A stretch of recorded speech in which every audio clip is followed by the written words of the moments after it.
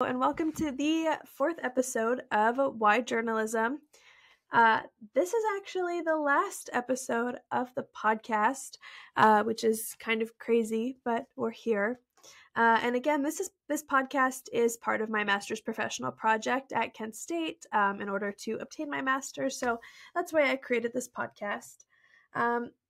And this episode has kind of a lot of topics that I discuss with my guests. It's a pretty heavy episode, but ultimately it's kind of focused on the ways that people cope with trauma, obviously, which has been discussed in other episodes, but also dealing with mistrust that is so often, that journalists so often have to deal with. And I wanted to kind of cover that with them and talk about that. So this kind of addresses a lot of, that fake news that we heard a lot 5 to 8 years ago, and kind of how journalists deal with that and how that's still affecting that and just how that trend has impacted them. So I talked to them about dealing with that along with other aspects that we've discussed in previous episodes, such as newsroom culture and dealing with trauma and traumatic experiences and dealing with the public. So there was a lot to take in for this episode. So during the past couple years, I think a lot of us would agree that it seems that no one really trusts journalists anymore.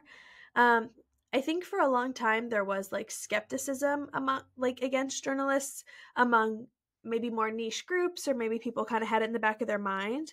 But it seems like now it's so in the forefront and it's so unabashed and it's just so prevalent in our culture today.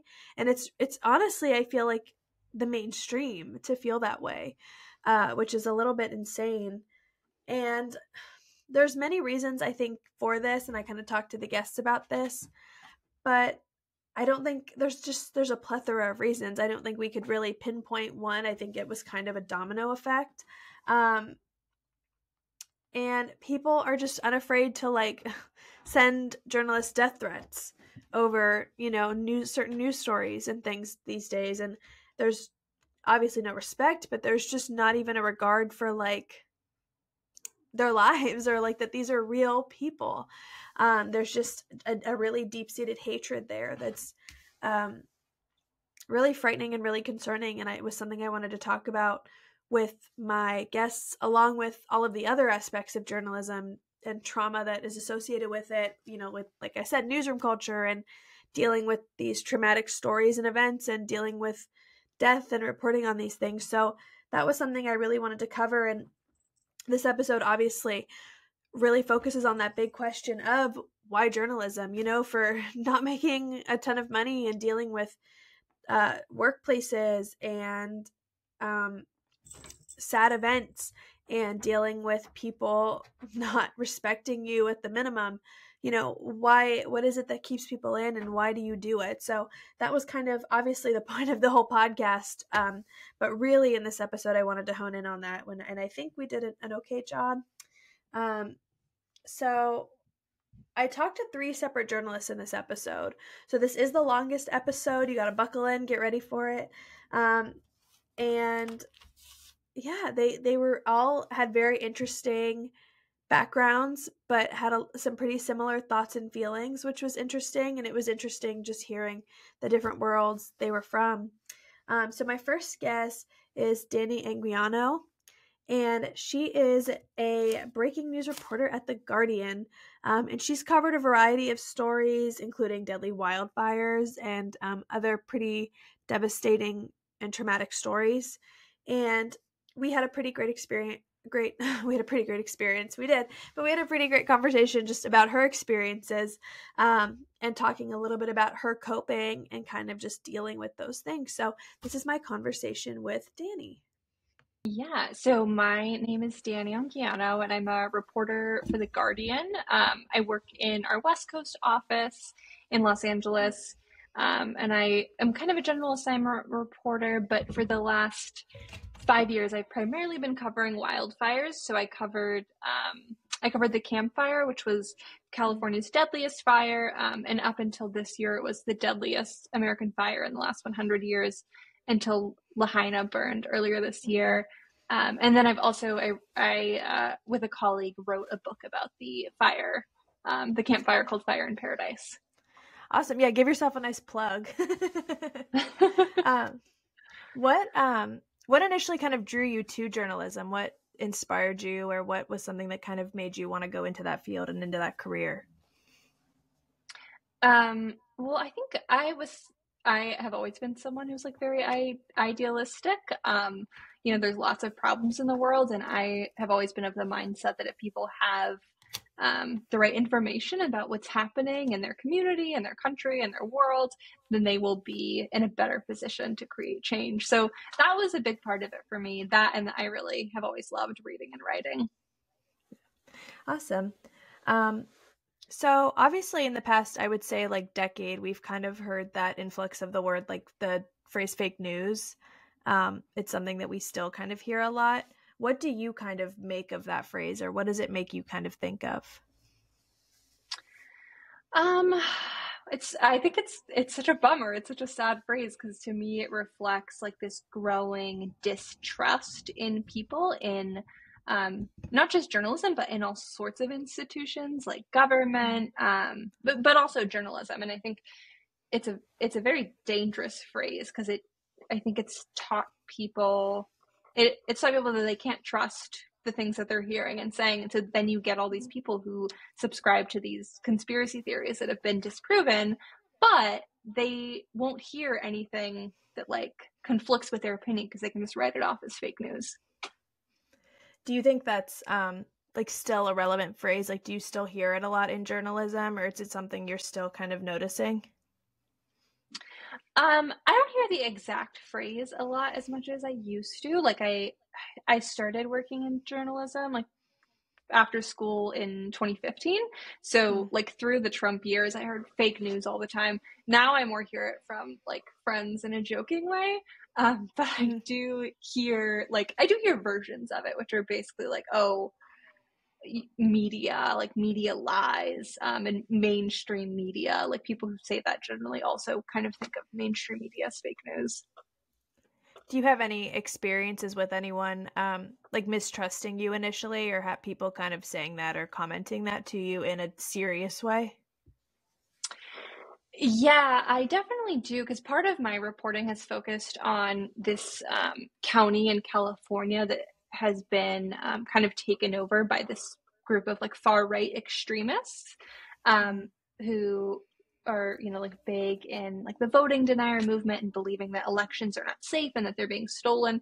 And so in that part of California, I think there is a lot more mistrust of journalists and what they do, and some of that is driven by people who believe in this fake news stuff, but others like I do just encounter kind of like skepticism and mistrust from people who haven't talked to journalists, or haven't had that experience before and they don't know what to expect, and I kind of have to like win their trust. How do you do that? It depends on the story. So a lot of my reporting takes place in Northern California, which is where I'm from. And so one of the ways that I try to do that is by telling people, like, hey, I'm from here too. I also care about this place. And that tends to go a long way. A lot of the issues I cover are also covered by like national media outlets. And so having that local connection, like, I think helps. Helps instill trust. Having the same like phone area code as they do goes a long Mm-hmm. way. And then also just like showing my track record of like, hey, I've done this kind of reporting before, and this is, here's some stories you can look at. And I think before I had this much experience, I would just do it by being like, hey, this is the story I want to do. These are my Mm-hmm. intentions. Like, what kind of questions do you have for me? That's usually how I try to start interviews with people who haven't talked to media before, is like, what questions do you have about this process and how it Mm-hmm. works? Have you had any like people refuse to do it or not want to talk to you based on your career, or have you kind of always had luck? No, I've had people refuse. I did a story in this really, really small town in Northern California that was like, it was during COVID, and it was like this county that was the least vaccinated county in California. And I definitely Mhm. encountered skepticism from people there. No one who was like rude or dismissive, just people were like, nah, I'm not really Mhm. up to talking. Have you, with what you're covering, especially with like natural disasters, what is that? Um, how do you deal with like those victims of trauma, and how do you kind of approach that aspect? I try to approach that very slowly and carefully. So like covering it from the breaking news angle, like where, deadlines are quicker, you're trying to find people to talk to. The way I Mhm. would approach it is I would, go up to people. So, like, for instance, after some of the fires I've gone to places where I know there are a lot of like evacuees and displaced people, and I'll say like, "Hey, I'm looking to talk to people for this story. It's totally okay if you don't want to talk, but if you do want to share your experience, I'd love to hear it." And so, I usually just try to approach things slowly. Give them the option, like, don't get in people's face or like be like badger them, Mhm. and then also if I'm talking to someone who's having a hard time, like we pause. I'm like, we don't Mhm. have to continue. We can take a break. And then also, just like if someone clearly isn't ready, again, telling them like, if you're not ready, like we can talk about this another time. Do you have experiences with like you experiencing trauma, or like things that you've seen and experienced, and if you're willing to share any, if you do have them? Yeah, no, definitely. I mean, so the campfire killed 85 people, Mhm. and it was really sad. Like people died in horrible, really scary ways, and so like Mhm. doing the reporting for that required like listening to all the 911 calls that people made, including 911 calls from people who were calling for help and who didn't get it, and people who were like the 911 calls were capturing their final moments. Mhm. And that was really, really tough. Like it's really hard. And I think when I went into this field, I kind of felt like I'm good at compartmentalizing and I can kind of handle this stuff. But ultimately, I think that like the stuff we deal with is really heavy, and you kind of need time to process it, and also to realize that like it affects you in ways you don't always see right away. Do you think it has made you a better journalist in that way? Like kind of those experiences, like do you think it makes you help victims better, or like do you think it kind of makes you a little bit stronger as a person in that way? Yeah, I think so. I mean, I feel a lot of compassion for these, like for the Mhm. people that I speak with. So when I was in Maui a couple months ago, talking to this woman who had a really harrowing experience evacuating, where she was like forced to, seek refuge in the ocean with her mother for like 12 hours. Yeah, I Mhm. have a lot of compassion for these people, and I think that helps me like engage with them and talk with them Mhm. and help them process. And it's nice because what I hear from a lot of people is like, oh, I like doing this. Like, this is kind of like therapy for me. And I don't think that journalists are therapists, but I do think that we can help play a role in Yeah. just helping people share their experience. Like, that can be really healing for people. And so I try to remember that, right? Like, if I'm feeling down because of reporting I've done, I try to also talk to people and share what I'm feeling. Yeah. And how do you cope with like that trauma and the mistrust and all of the hardships that come with being a journalist? What are some ways that you found helpful for yourself getting through things? Um, a couple things. So, like when I was reporting on the campfire for the book, I had a co-author who I was writing with, and so him and I would talk very frequently. Like if we'd finished an interview, or if we finished listening to a batch of 911 calls and they were really tough, we could call each other and be like, "Oh my God, I just listened to this thing and it's so awful." And like having someone there to process with in real time goes a long way. Um, other reporting I've done has just been me by myself, and so I don't have someone there who I can bounce things off of. But that's when it's helpful to have an editor who you can call and just kind of, run through things with, or friends and family. That's gone a long way. Journaling is really helpful. Therapy is Mhm. enormously helpful, and I cannot recommend enough. Yeah. Um, what does your newsroom look like? What are the procedures, and like what are kind of the expectations for you? Just like day to day. Yeah. like, do you find that it can be like a toxic environment, or do you find your newsroom to be good? Because I've heard like mixed reviews from people for this about their newsroom culture. Right. I mean, I think so. Like day to day, my responsibilities look like, I might have like a breaking news story to address in the morning, and then in the afternoon, I'll work on longer term features. I probably travel for work at least once a month. And thankfully, I have a team that is really, really supportive. Like my editors are incredibly supportive. They're very understanding. Like last year, I covered the Uvalde school shooting, Mm-hmm. which was really really difficult, like really painful. I'd never covered a mass shooting before, and it was Mm-hmm. so much harder than I ever imagined. So then, flash forward to earlier this year when there were two mass shootings in California.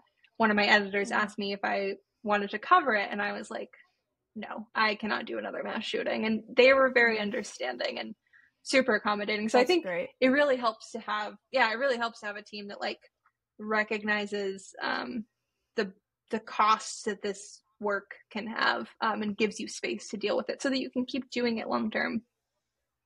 That's great. The Uvalde shootings actually what inspired this project to begin with for me Oh, initially. really? I started it last summer, and um I'm actually not a journalist, I'm a teacher. So it Oh, really that's like hit cool. me. Yeah. Yeah, I'm in grad school for journalism education, so that's where this came from. But obviously, so school shootings are just touchy for me, just being a teacher, being in a school every day. But beyond that, I always like would see journalists, like broadcast journalists on TV. I'm like, that must be so depressing to like have to report on like wars and all these events all the time. But then when that shooting happened, I was constantly watching the news and seeing like these reporters travel there and talking to the parents like that day. I was like, oh my God, like I wouldn't be able to sleep for weeks after that. Like I just, so that's kind of what inspired that. So hearing that you were reporting on it is like crazy for me because it was, I don't know. I was like sickening to keep up with alone, let alone, I'm sure for you that was hard. Um, but Yeah, it my was one of actually, those events oh I yeah, think that got everyone because it was just like so devastating that I think even yeah, even not being there, you could like feel the gravity of it. yes, it was just, I think it was too like how I I was like in high school when Sandy Hook happened, which I feel like is like the closest thing I would compare it to. And I don't really remember seeing a lot of like parents getting interviewed for Sandy Hook, or at least that quickly. It was more like a few weeks to months after. Versus I remember like, and I don't know if that's just social media rising as well, but like seeing for the Uvalde shooting, like seeing the parents again that day, like being willing to talk about this. I'm like, oh my God, like I would be sobbing right now, like if I was talking to this father who's crying into this journalist. So that was just very like eye opening for me. Oh yeah, I feel like the grief is so raw. Like I've definitely cried during interviews before. Oh, Like I try not to I like, couldn't not. I yeah, no, it's really hard not to, and I think like I think people understand that, and I think people appreciate that you like feel you Mhm. see them and you like see what they're feeling. I think I feel like too with certain things we are so desensitized. So I feel like someone actually seeing someone like a journalist cry, it's like, oh, they are human. Like they aren't totally, in this for just trying to get their name on a big story. Like it just kind of shows that you care to and that you're feeling these things and that you're not, desensitized to it. Oh, totally. So I feel like yeah. that, yeah, no, that for me was something that was really important in Uvalde. And I think I took a lot longer with a lot of my stories maybe than some other outlets because I Mhm. just wanted to be really careful in how I approach people. And I wanted to approach people who were like ready to talk and not feel like I was like, I don't know, not feel like I was just like lurking around, trying to Yeah, get a story. you don't want to feel like a vulture or something, like you're preying on these Yeah, people or exactly. anything like that. So my last question for you is just kind of why journalism? Like, what keeps you in the field? So even with all these hardships, what keeps you motivated and keeps you going with this? Um, I like telling stories. Like I like hearing people's stories. I think one of the things that Mhm. keeps me in this rate is that I am a very curious person and I like to understand the world and better understand the people in it. And so this allows me to pursue all of my curiosities. Like there's been so many stories I've done that start with a question that I have. And Mm. then I get to do a story where I'm just trying to answer that question. That's part of it. And then the other part of it is that I feel like these experiences have given me like the ability and the skill to help tell these stories. And so I feel that I've learned how to take like a very ethical approach to this kind of storytelling. And I've Mm-hmm. had the experience to do it to where I think I can talk to people who've experienced hardship in a compassionate way. Um, and so it feels like I can still be of service. And as long as I can be of service, and it, Mm-hmm. still be a healthy person, still be thriving, then it's something I want to keep doing. Awesome. Well, thank you so much again for coming on. I know you, like you said, you were in the middle of something, but thank you for being here. I really appreciate Yeah, it. no, of course. I'm so happy to help. Thank you. All right. So I really hope you enjoyed my chat with Dani. She's covered such devastating events. So just kind of hearing how she's able to cope and kind of deal with those things and continues doing what she does was really great. Um, So, my next guest now is Randall Wolf. So, Randall Wolf is a former journalist, which he'll discuss, but he's also a politician. He's run for House of Delegates in Virginia twice, um, which really led to an interesting conversation about the politics of in journalism and kind of how those go hand in hand, and just some experience he had campaigning. So, this is my conversation with Randall. If you're ready, we can go ahead and get started then, if that works for you. Sure, I think so. Perfect. If you want to just go ahead and start and just kind of tell everyone a little bit about yourself. Sure. I was a lifelong journalist for over 40 years, started as a photographer, right, still in high school outside of Philadelphia. Um, Started to work at the local newspaper in a career study program, and that's how I learned my trade and my career. Through that, I networked with other photographers and newspapers, and chose not to go to college, and went on to work for the Philadelphia Inquirer, Baltimore Sun, the Globe and Mail up in Canada, where I was director of photography. I transitioned from being a photographer to a photo editor at the Baltimore Sun after about 11 years of being a photographer. So about 30 years, I was predominantly a photo editor and director of photography. Finished my career about 7 years ago, or as newspapers imploded on themselves. I came to Stanton, Virginia, which is in the Shenandoah Valley. My wife's mother retired here, so that's partly what brought us here. But I also was the digital editor and then an editor there at the paper, a small 10,000 circulation newspaper. Gannett laid me off again after 2 years. And I finally gave up on journalism as a career and went into semi-retirement. And now I still do photography at Virginia Military Institute, VMI, shooting sports for them primarily, and have a lot of fun doing that. And in the last 3 or 4 years, I've run for political office. I have run twice for the House of Delegates in Virginia, which is sort of the state sort of House of Representatives on the federal level. Mm-hmm. There's 100 delegates, and I'm running as a Democrat in a very red rural district. So I've lost both times, but it's been a real, I've really enjoyed it. And I've found a lot of parallels between being a journalist and a candidate for office, in that, I use data. I talk to people. I listen to people primarily. And then I try to understand the trends that we're all facing, that before would make good stories and now would make good legislation, so that when you're governing, you need to stay ahead of the curve, not follow it. So I used a lot of the same skills as a politician or a candidate. And storytelling is critical. As a sort of an insider, you pick up a lot of data, a lot of information, but it comes down to being able to relay that information to everybody that's just working a day, raising a family, that isn't digging into data like I love to. So that's kind of where I am now.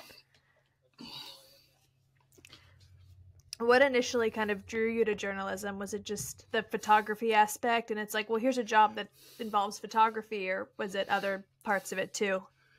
Oh, it was absolutely other parts of it. I remember in a junior, I had picked up, I got my camera a few years, I guess I was 15. And in as a junior, we took a test to sort of evaluate what you would want to do with your life. And there was one question on that test Mhm. that still rings true.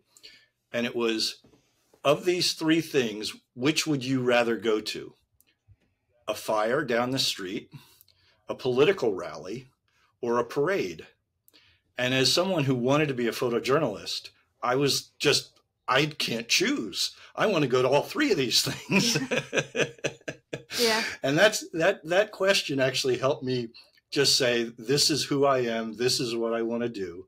And my high school had a great career study program. So for 9 months, I went to the local newspaper and was an apprentice, essentially, to the chief photographer there. Mhm. 5 days a week, 3-4 hours a day. And then I also freelance for the paper in the evenings and weekends.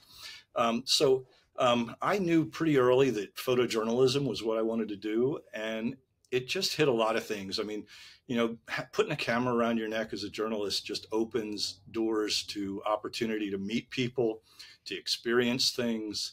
And that's what I loved about it. And then, like I say, later on, I transitioned to being an editor because I realized that there were some photographers that were better than I was with a camera, but I Mhm. was sort of, like a good utility player in baseball.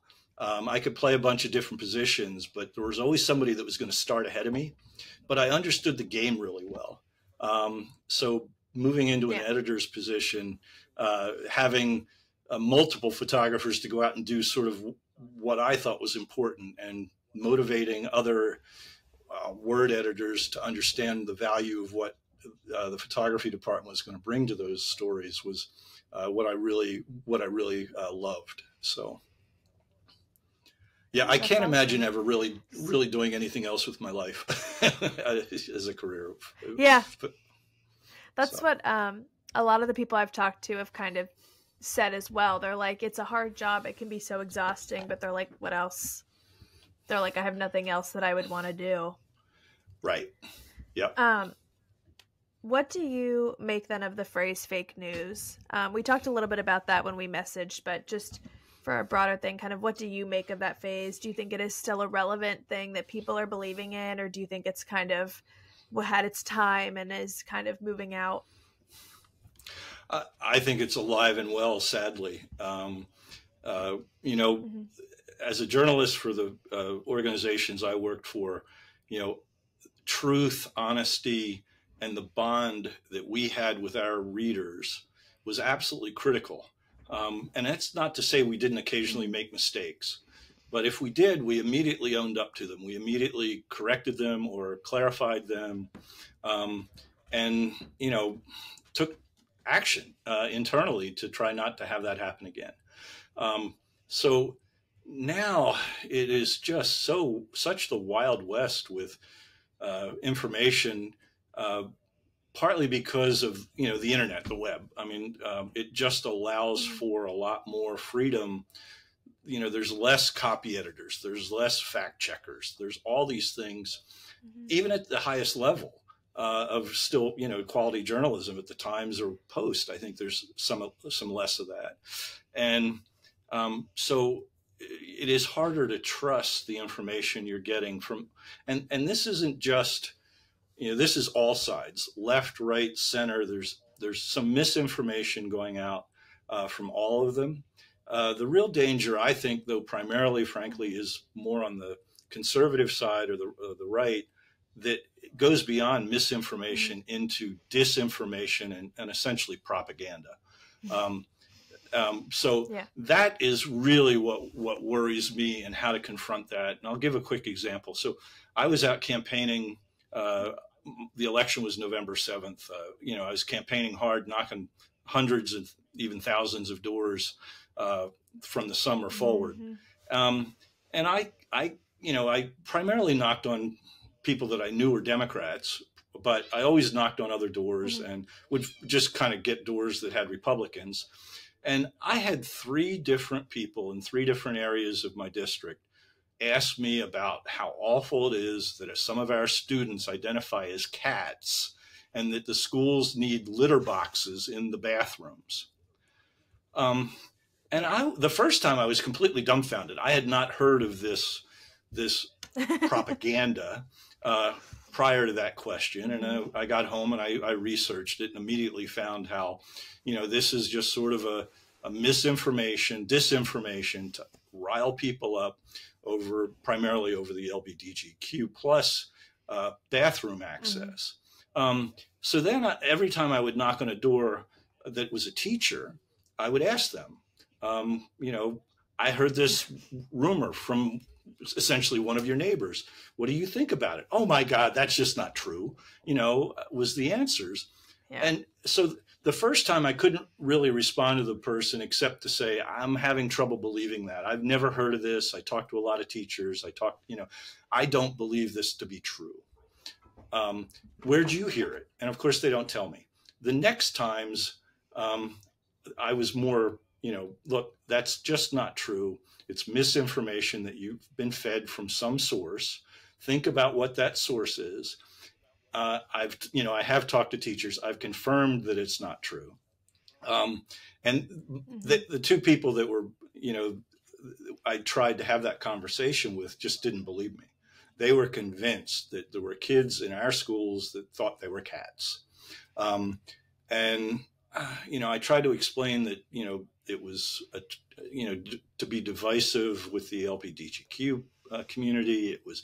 And I was actually one of the doors, a young 20-something-year-old who was volunteering with my campaign, who was part of the gay community, was just really upset that this rumor was out there. Sure. He expressed how hurtful that is to him personally, to that person. And they didn't quite know how to respond to him. And we both left them asking them, when you hear something that just seems too outlandish or too good to be true, please take some extra time and do some research and see if this comes up as, misinformation. Here's a couple of websites, fact check, and Snoops, and, check it out. So you're not spreading misinformation. I couldn't really get anybody to agree with that, but, out campaigning at parades, at other events and things that are a mixed audience, I've been called a baby killer. I've been called, just, some other things, that are just, so outlandish. And I don't know, there's so much misinformation, disinformation, propaganda. Yeah. Still people not believing, that January 6th was an attempt to overthrow our government. And part of this, I'll share another story. So our local congressman is a Republican, and he holds town hall meetings. And I've gone to about five of these in the last year and a half. And generally, I'm one of the very few non-Republican in the room. And there was one day that I went that I was the only non-Republican in the room, with the exception of, well, I don't know this. There was a local journalist in the room, a newspaper writer. He's been covering politics in the Valley for over 20 years. Well respected. He was in the room. I asked a very pointed question about the congressman's activities on January 5th, where he wrote a news release saying he was going to not vote for some of the electors. And then on January 6th, the riot happened. That night or the next day, he voted to reject Arizona and Pennsylvania electors. And I asked him, who put you up to writing that press release? Did anybody ask you to do that? He said, of course not. No, we did that on our own.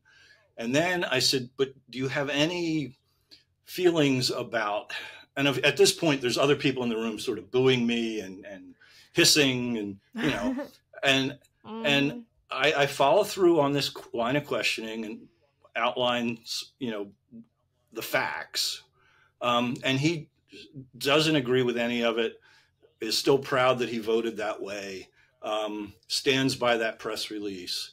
And what's really disappointing to me is I put myself out there to ask those questions in a very uncomfortable space. And that newspaper reporter and or his editor chose not to report my questioning him on those, and just wrote a story all about all the positive things that were being discussed by the the MAGA Republicans in that room. The other thing that happened at that event, it was the second or third time I had gone. As a photojournalist, I would take my camera. I would set my camera up on a tripod. I would do a video of basically everything that's being said. I walked into that meeting, and immediately one of his staffers told me, "Oh, there's no video. You can't do any video here. We don't want any video of anybody eating," because we were in a restaurant. And I said, no, this is a congressman having a town hall meeting. And I said, this is a public meeting, a public space. Nope. If you're going to do that, you need to leave. So I agreed. Because at that point I felt it was more important for me to be in the room and ask the question than to give up and just leave. But it was really fascinating. They knew who I was, that I was going to record it, and that I was probably kind of loaded for bear.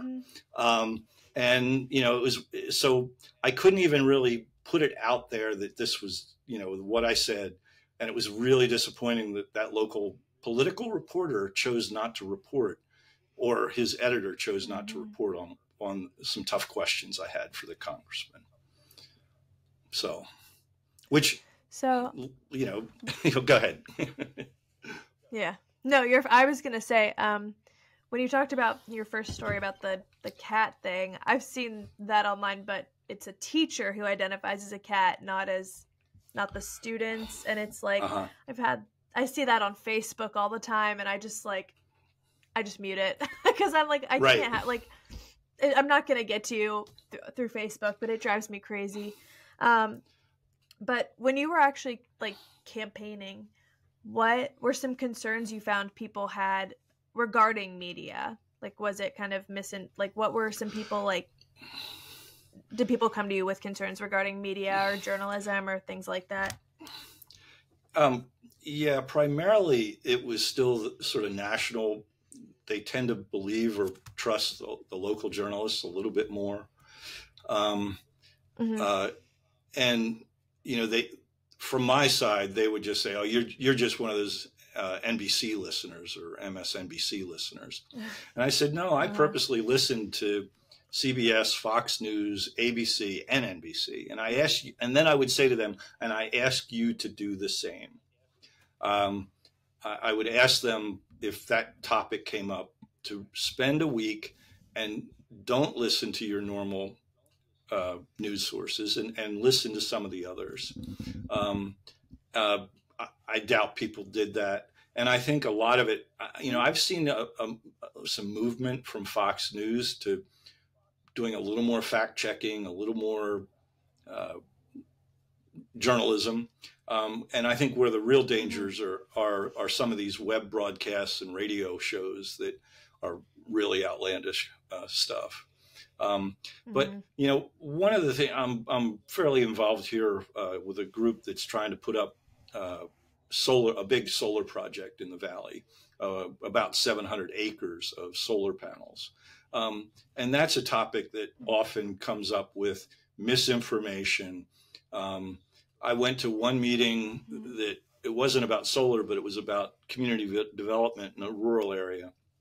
And originally there was going to be a development that was going to be a huge warehouse. And where we live is along I-81 and 64. We probably have 40, 50 large warehouses. And there was going to be another one. And the community was outraged for the traffic and this and that. So the landowner found a deal to put in a server farm, computers, that would probably have, instead of about 50 people working there within a 24-hour day, low impact for traffic, high paying jobs, great local property tax revenue for the county. And then one of the people there immediately said, but that's just going to be part of a Chinese conspiracy to gain access to our information. And the person was absolutely serious. That, you know, any computer server farm was going to be a Chinese conspiracy. And it was just like, you know, I could just tell even the people from the county that are Republicans didn't really know how to respond to that. So it's weird where they come up, but with solar, a lot of that has to do with China. A lot of that has to do with misinformation about them leaching all kinds of chemicals into the ground and this and that. And I try to talk to them that, you know, this isn't true. I'll send them information. It's been interesting in the Valley. A lot of the landowners I'm working with are a mixed family. They're 6 generations of family farmers. There are Republicans and Democrats within the family. A person that came to the county supervisors meeting on a solar project recently, or a couple of years ago, represents an Energy Right Virginia organization. He used to work in the Trump Interior Department. He's a very conservative young man, but he and I had the same talking points to the county supervisors about how valuable solar energy is for development and all these things, landowners, property rights, increased property taxes, decreased environmental impact for not just energy, but for farm pollutants and things. We had the same talking points. So now I send people that argue with me because they're sort of fed this misinformation about solar energy, you know, basically being just a liberal, you know, thing. I send them to his website. And I say, look, this guy used to work in the Trump administration in the Interior Department. He now runs this organization. Just look at his website and see what he has to say. You don't have to believe me. Look at his. So that's one thing too that I try to do. I try to find more neutral sources, or even Republican sources to send people to on issues that are important to me. How do you think journalism as a whole can kind of get the public back and earn that trust back? What do people need to do, or what action needs to be taken? Well, that is a tough question. It kind of stumps me. I think that overall the journalists in my community are still overall trying to do a good job.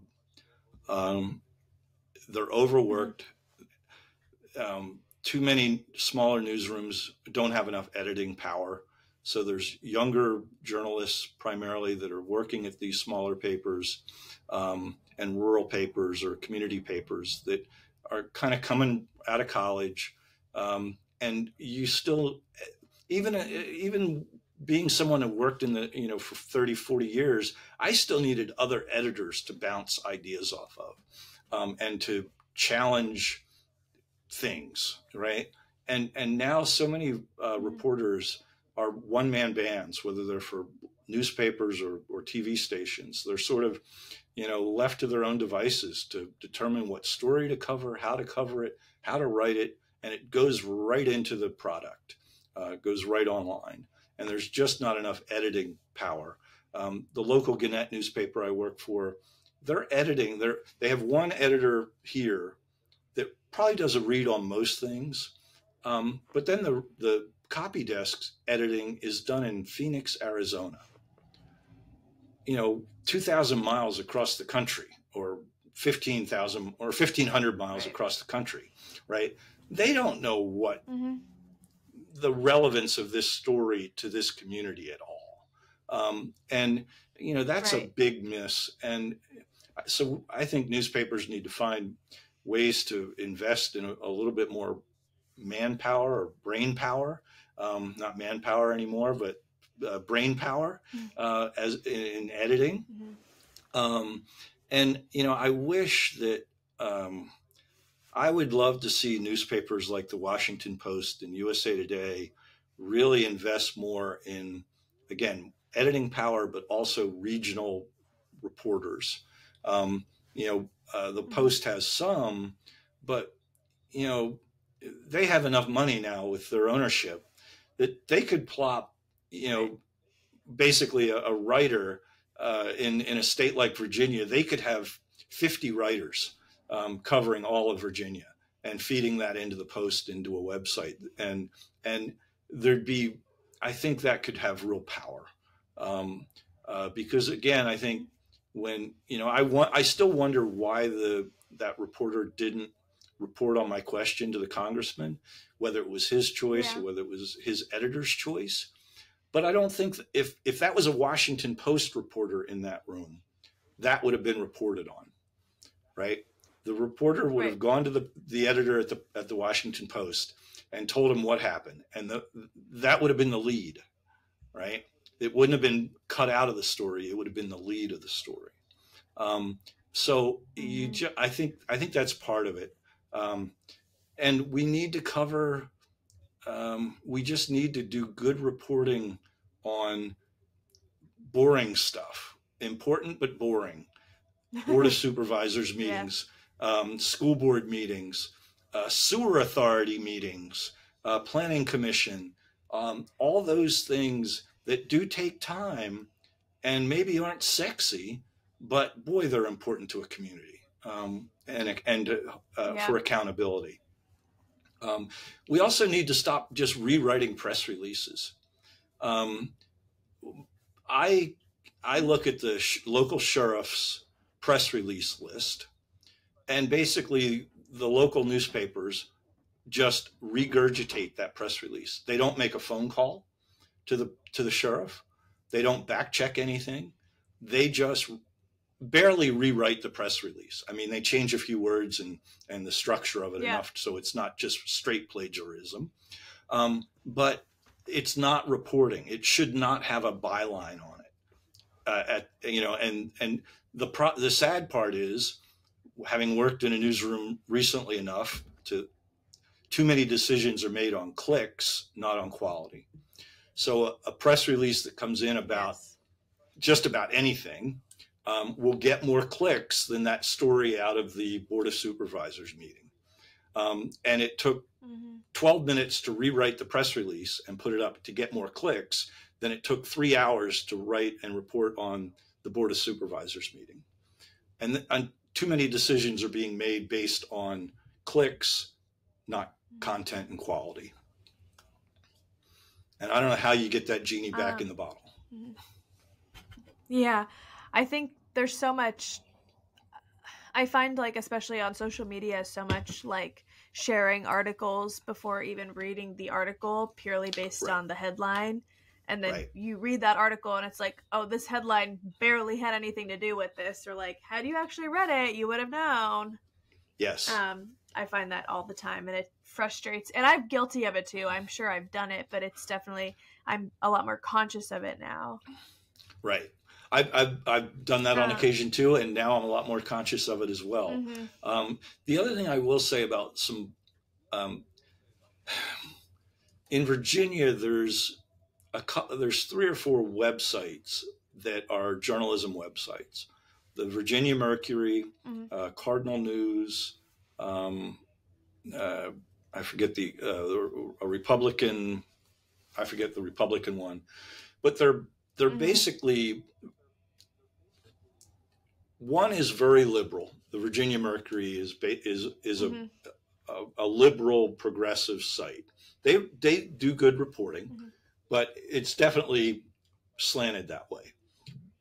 Cardinal News is much more of an old school newspaper approach, much more balanced, good reporting. Um, and then the other one is strictly a Republican, sort of mouthpiece site. I look at all Mm-hmm. 3 of those every morning, and I think we're getting more and more dependent on websites like that than the Richmond Mm-hmm. Times Dispatch or the Washington Post or whatever. And most of those websites are coming in with an agenda, maybe, or with certainly with more of a point of view, even from the reporting staff, than what reporters should be doing from a newspaper like the Post or a product like the Post. Yeah, I think too with and again going back to social media, everything isn't just an algorithm anymore. So once they kind of catch which way you lean, I feel like everything is then tailored to that, which I think when you immediately look at it, it's kind of nice, but then it's like you realize that you're not getting that balanced news. You're getting those things with an agenda. You're getting that misinformation or that skewed reporting. You're not getting the true unbiased reporting that you need. Right. There was a big pivot 15 years ago in newsrooms where, when I was at the Philadelphia Inquirer, I couldn't volunteer for local organizations because there could have been a bias. There could have been a perceived bias. I couldn't do any of that.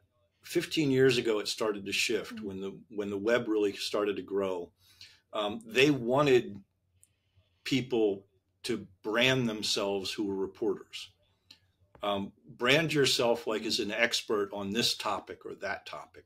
Write a blog about it. So I actually started a blog 15 years ago or so called Cycling Central. I'm an avid bike rider and have been all my life, and sort of a bike advocate. I couldn't write that blog without a point of view of being an avid bike rider and advocate, right?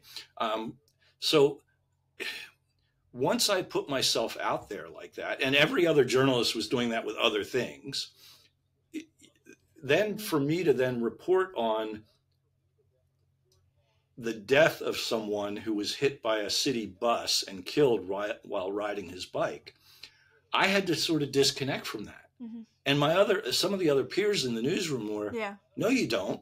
No, you don't. Write about it, talk about it, blog about it, Well, I felt uncomfortable with that, but that was a big tipping point where Gannett, this was a Gannett newspaper, but most of the newspapers have done this, where they want you to be part of the community, brand yourself, get involved, and that sort of took away that, I don't know, exposed reporters to being biased, I think. It just opened you up to more things. Yeah. So what advice would you give to like a young journalist to cope with the mistrust and kind of the journalism climate today? What would you tell them about dealing with that? Just make sure you're getting your facts and data right. As long as you can source and back up what you're putting in your articles and your content, that is number one. I think if you are sort of working in a silo where you're kind of a one person band or a smaller group, and you've got a tricky story, try to find some college professors or other journalists that have more experience that you may have met at some conference or whatever, that you work and try to build a mentorship so that you have somebody, maybe even outside your own newsroom, to bounce content off of or a challenging situation off of. That outside perspective can be really valuable. So I guess I think that's about it. So this is actually my last question for you. And okay. It's just that, why journalism? What kept you in that field for so long? I always once I really got into journalism, I realized how valuable what we did, how it impacted our community. So again, I was always digging into data, trying to find trends or cover stories that were important to the community, that people needed good information in order to make up their minds on how to move their community forward. And even when I worked at really large newspapers like the Globe and Mail, which is sort of the New York Times of Canada, a national newspaper, I would still remind journalists that all journalism is local. Like the old saying about politics, all journalism is local. That even if you're writing a national story, you need to be able to tell it in a way that, you know, your neighbor can understand. So for me, it was always a way of being involved in my community and making a positive impact. And sometimes the community was very local, and sometimes it was, getting the first 2 Western journalists into Libya after in 2004, I guess, when they let the Lockerbie bomber out of jail and opened up relations. And I said, this is an opportunity. And we got a photographer and a journalist into Libya. So, it's all kinds of things that come in, but it comes down to affecting your community and having a positive impact. Information is power. And that's the job of a journalist, is to give your readers, your viewers, whatever, that information so they can make up their choices. Yeah, well, I love that keeping it local and keeping it in that community, because I think that's, like you said, I like the idea of just building it outwards and upwards. All right, well, that's everything I have. So thank you so much for coming on tonight. I enjoyed it, Hannah. It was a great conversation, and as you can probably tell, I love journalists and journalism, and I have no idea what the future holds for you and people your age. No. But we need you. We need you doing great work and covering the issues and getting the facts out there. Mm-hmm. All right, well, thank you so much again. All right. All right, have a good night. All right, so that was my conversation with Randall. And that conversation was so thought-provoking to me, just it being him being from that political realm as well as from that journalism realm, and kind of seeing how those mesh, especially again in this modern day climate of people just absolutely hating journalists. So that was a really great conversation as well. My final guest is Zach D. Roberts, who is a freelance journalist. He's a photojournalist, and we discussed many of his specific experiences he's had dealing with the public and at maybe events and rallies and things like that. He's covered many infamous events as well, such as the Unite the Right rally in Charlottesville. So he was there covering that, which we discuss in our discussion. We discussed it in our discussion, obviously. But he was front and center at a lot of these very traumatic and just downright frightening events, which we kind of talk about. So this is Zach. So thank you so much for coming on, first off. Are you going to just go ahead and get started? Sure. Yeah. Perfect. So to start off, can you just kind of tell us a little bit about yourself? My name is Zach D. Roberts. I'm a photojournalist. I also work as an investigative journalist and researcher and producer. Anything that, within journalism, how we all do. But I started work back in 2006 for working for BBC journalist Greg Palast. I produced a couple of his films for BBC Newsnight and also long-form documentaries. And then the last couple of years, I've been focusing on coverage of the far right and kind of, the entire country's drift into madness. Yeah. What initially kind of led you into journalism? What made you pick that as a career choice and get into this world? I was a photographer from the age of 9 and just saw the photos of I was my family is basically what I call New Deal Catholics, where basically kind of the revolutionary aspect. I wouldn't even say revolution. I think that's too extreme. But like kind of the more like progressive like side of Catholicism that happens. I am an atheist, so it didn't work too well. But I kind of like followed Martin Luther King, followed social movements, and like read about him. I'm not that old.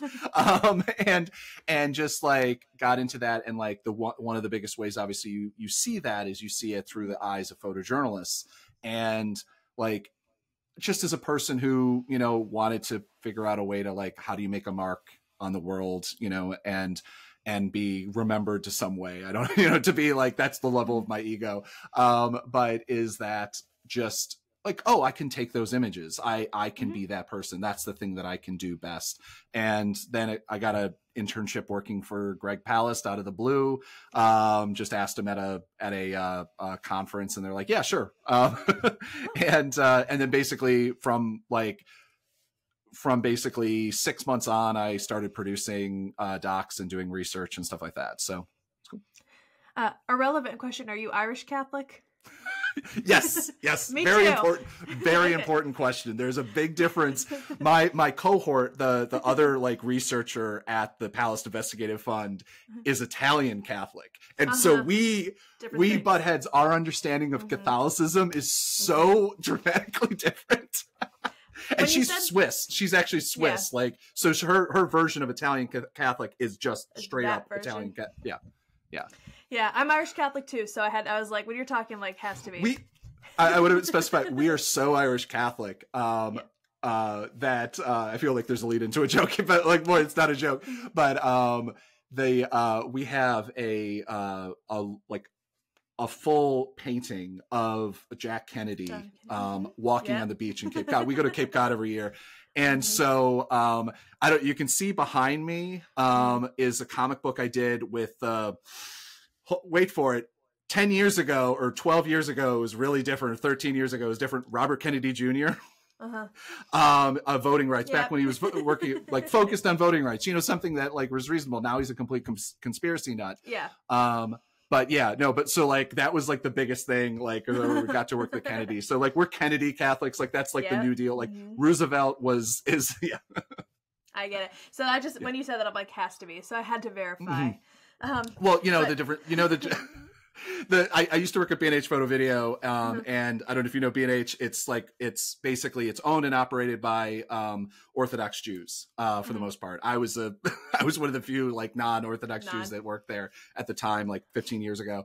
And so I always told this joke. You know the difference between Irish guilt and Jewish guilt? And I'd go whiskey. And so they thought it was hilarious. Yeah. So anyway. That's funny. I live somewhere, I'm from Youngstown, Ohio. I don't know if you know where that is, but it's like half Irish Catholic, half Italian Catholic. And I went to Catholic school growing up, and like, the start, like you would talk about like Christmas dinner, and they were talking about like all the fish and the loaves of bread. I'm like, what are you all talking about? I'm like, what? Yeah, no. Like, my mom remarried into a Italian family. My stepfather is like very Italian. His dad was like, I think 13 when he came over on the boat, like that type level of Italian. And so that was always a very distinct like difference between meals where it's like mashed potatoes, other form of potatoes, and a corned beef. You know? Yeah. So going back into the actual questions then. So in what you're doing now, do you still find that kind of fake news and mistrust is still really relevant as it kind of was? I think a lot of us kind of think of that as like that Trump era fake news thing, but do you find that it's still as relevant as it was back in, 2017, 18? I mean, I think that it's actually potentially more relevant. And I say that because it has, one of the things that Trump and the MAGA kind of world did to everything, but specifically, when we talk about media, is he moved that Overton window over to, you just immediately distrust everyone. And that has managed to seep through to everyone, because we also like, at the same time, we also have taken sides so much more. I mean, I'm on that, level on that boat, to some level. Sure.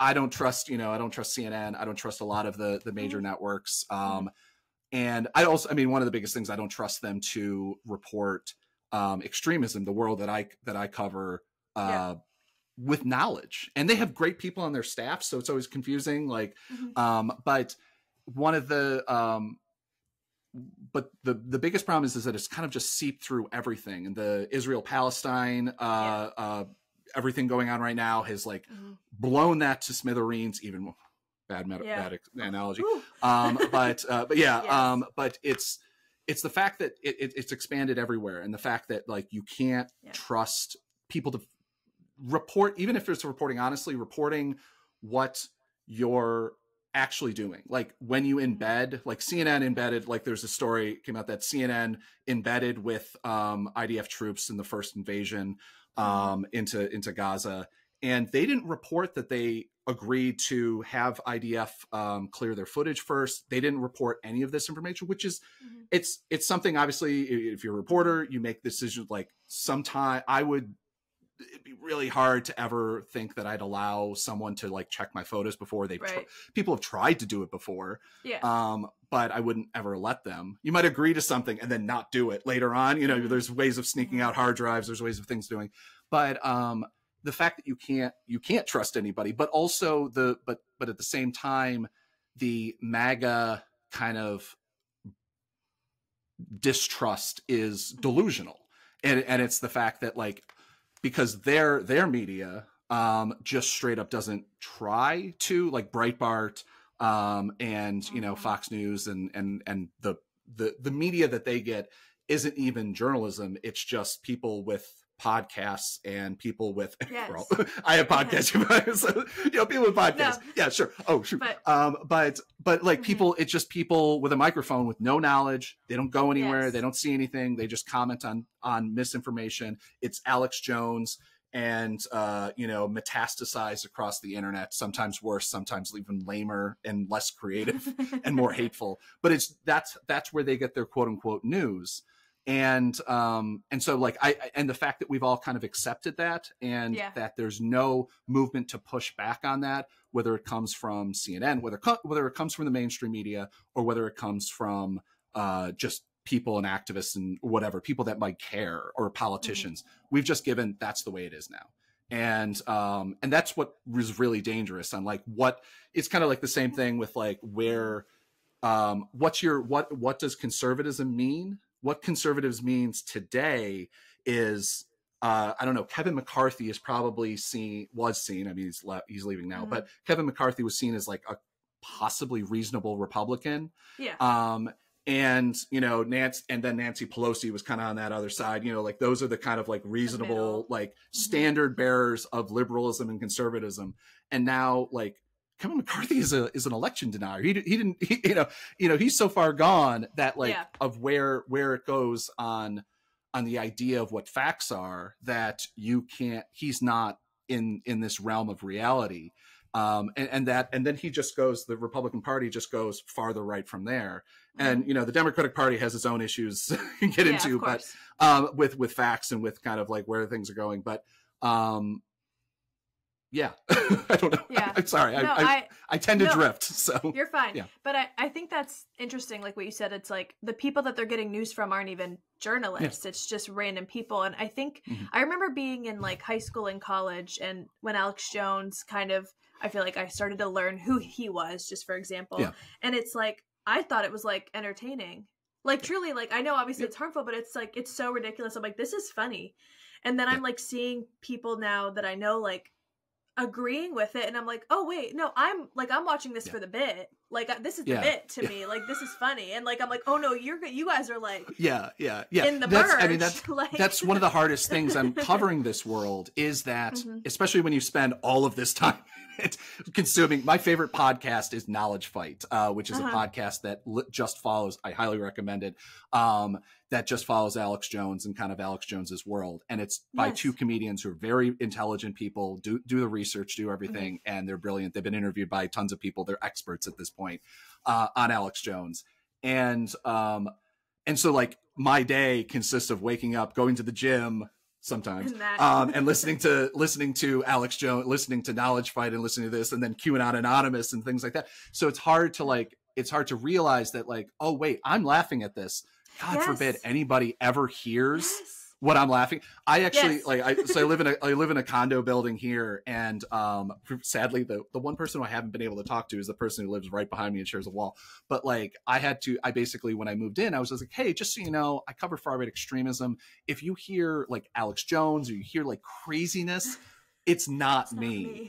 This is not, I'm listening to this for work. And they're like, everyone was very understandable and kind of knew what I was going for, because so it's good. But it was just one of those, like, you can laugh at something and you can kind of like view it out of context, and then you have to still write about it as, as a serious thing, ridiculous. I mean, like Alex Jones believes in the literal devil, and that they control whatever, that they have to reveal their plan. I mean, otherwise they can't do it. And there's the whole like thing about what evil is.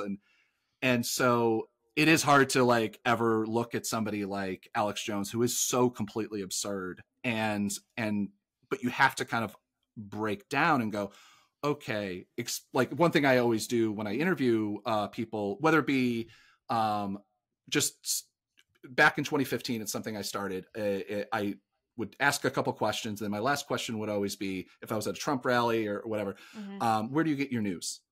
And 9 times out of 10, it was Facebook, which is terrifying. Because I was like, oh yeah, Facebook, of course, of course you get your news on social media. I get my news on Twitter. It doesn't mean that Twitter is my news. And no, they literally meant like Twitter or Facebook was their news source, memes and things like that. And that's how the last basically explains the next 8 years. But yeah. Do you have any experiences like at a rally or like with people on your things that you've written, like calling you fake news or like saying like, oh, this is edited or this isn't real and things like that?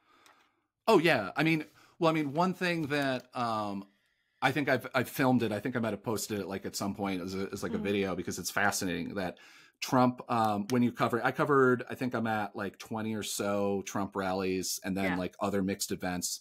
But like where Trump is Trump has always been the big event, but like where he is the only event, about halfway through to 3/4 of his speech, he does this same thing every single time.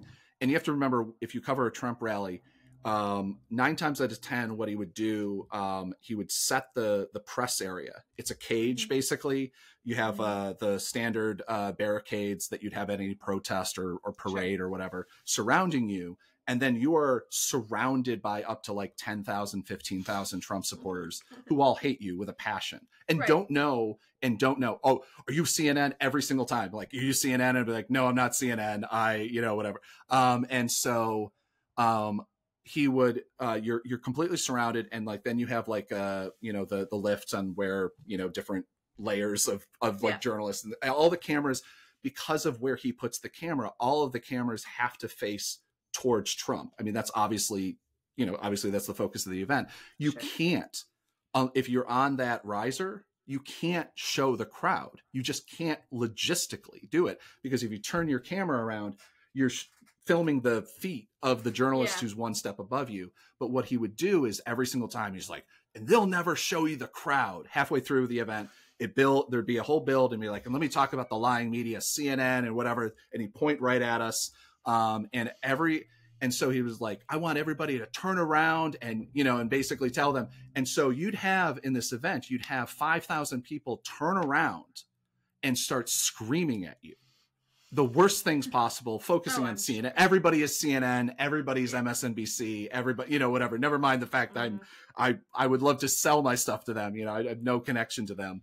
But they would do that. And you are literally like, I would have my camera and I would have to back up my camera, because I would never get up on the risers because I shoot stills and video and I need to be able to move around. So I'd have my like tripod up, holding it above my head basically to get the crowd and get Trump in the background type of thing. And people would literally be this close to me, like a foot away, close to me, screaming, not at me necessarily, but few people. And they'd be like, show the crowd. You'll never show the crowd. And I'd literally, eventually, like 5 times this happened, I finally was just like literally turning the camera around to show the crowd. And I'm like giving them the like, what else do you want me to do look? And it's just like, and it was part of the game. And then they'd come up afterwards and it was part of the show that they had. The funniest thing is that, like, you'd have like journalists to be working right up on that fence. They'd have their laptops right there, which is something I would never, like, I don't know. But like you'd have like CNN and MSNBC like work thing early on right there at their laptop. And then afterwards, the guys would come up and be like, "Oh, you're with CNN, John King or whoever." They'd sign a Trump hat. They do whatever. They'd ask for autographs afterwards, and so it's all part of this game. But then but it's not a game to everybody. That's the problem. Like it's a game to some people, and it's a fun part of the event to go. It's like it's a sporting event. It's just like it's fun to like yell at the 49ers if you're a Packers fan or something like that. But you don't, like 90%, 95% of sports fans aren't going to go and try to, beat up them. But if you're Katie Tur, you have to have, your own personal security team that escorts you out because Donald Trump one week decided that you're going to be the focus of everything that he hates. And he would post on Twitter nonstop and during his events. And so she had her own personal security team and one time had to get escorted out of a rally. And she's like one of the nicest people I've ever met in journalism too. So it's like, it's so ridiculous, but. Yeah, I just bought her book for this project and I've started reading it. And I'm like, oh my God. Right there somewhere. Yeah. But how do you, as personally, kind of earn trust of people you're reporting on or of the public, and how do you think journalism as a whole can kind of earn that trust back, or do you think at this point it's just kind of it is what it is? I'm a parachute journalist. I know it's a derogatory term for a lot of people, but I think that like you drop into a town, especially if you're covering like a Trump rally, if we're like, talking about that, like you're dropping in one town. The last 2 weeks of 2016, I think I covered 15 different political events and drove from Ohio. I think Youngstown was the one in Ohio, from Youngstown to Raleigh, North Carolina. And back and forth, I probably put like 4,000 miles on my car, or more than that, probably actually in 2 weeks, I think about it. And so you're just dropping in. And so, I mean, like, that's like good and bad. And like also as a freelancer, as a thing, I mean, so what I would often do is have a conversation with people before I even pick up my cameras. And that's like one of the nice things, but like, hey, can I take your photo and, take a photo or whatever. And then start talking to them. And then I pick up my microphone and like, put it, it's on the camera and be like, hey, do you mind, after like, hey, that's a really good point. Would you mind saying that on camera? And sometimes you get them to say the same thing on camera that they said off camera. Sometimes they, filter themselves, but then you just kind of like, I just draw the conversation as it goes. And like over doing this, specifically with like the MAGA world, doing this for like more than 7 years, you kind of end up learning how to connect one dot to another and be like, oh, and so it flows. So it never, that you're drawing them to be honest. Like it's one thing, like MAGA is one thing, but like when you're talking to like literal extremists that are carrying like AR-15s and like full kit, you have to like, obviously you can't just walk up to them and go, hey, are you ready for the class war? Or are you ready for the race war? And you're not going to get an honest answer out of them. Because a lot of them straight up are. But like, I distinctly remember there's this one guy in Ohio, who was wearing he had a 50 cal sniper's rifle, like carrying it, and had a shirt that said rooftop voter, and it was a skeleton with a rifle pointed down. And so obviously, if you can take the implications of what it meant, and I'm just like, okay, man, we got to talk about this.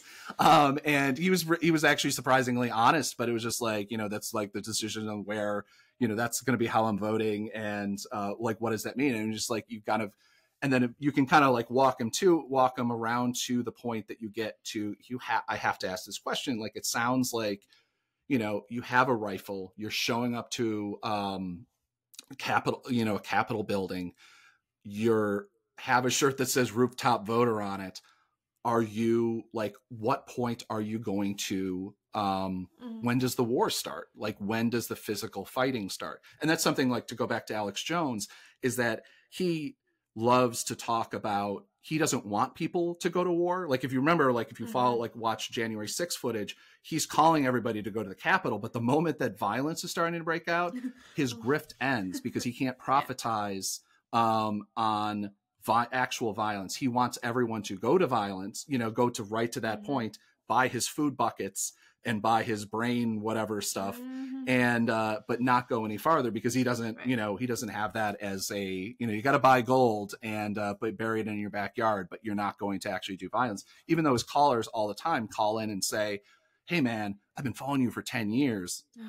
When does this start? Because like, this has gone, you've said, I mean, like if you're telling people, sorry, I'm going all over the place, but like, you're fine. if you're telling people that Hillary Clinton, this former Secretary of State, the wife of the former President of the United States, the presidential candidate, is conspiring with globalists to literally, and this is the story, like this is actually the conspiracy, is that Hillary Clinton drinks the blood of children and there is a video somewhere, no one's seen it, but there's a video somewhere of Hillary Clinton pulling off the face of a child and wearing it. That is something people believe. I've talked to people, human beings, Americans, that genuinely believe that. I'm like, I mean, come on. I mean, like literally you have to go to a certain point. Like I try never to do, come on. Like when you're talking